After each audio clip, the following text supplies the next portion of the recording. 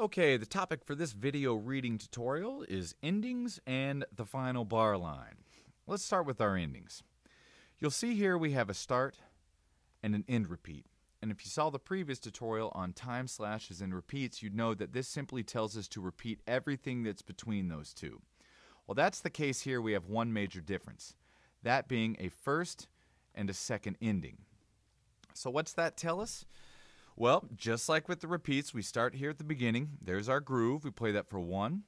Time slashes tell us to continue playing the groove, so that's measure 2, 3, 4, 5, 6, 7, 8. The 8th measure being our first ending. We see our end repeat. We jump back over here. We play that same phrase again, except for instead of playing the first ending, we're going to jump over it and play the second ending. That will be our 8th measure. So we have an 8-bar phrase that we repeat one time. The first time we play the first ending with our time slashes written, and that tells us to simply continue playing the groove. While our second ending, we see we have our time slashes here, but we have one new bit of information right here. Fill, written right above our third time slash. That tells us to start playing a fill on beat 3. So right here on beat 1 and 2, we'll continue playing our groove. On beat 3, we'll start to play our fill, and that will go through beat 4. So first and second endings really just help us to differentiate the two.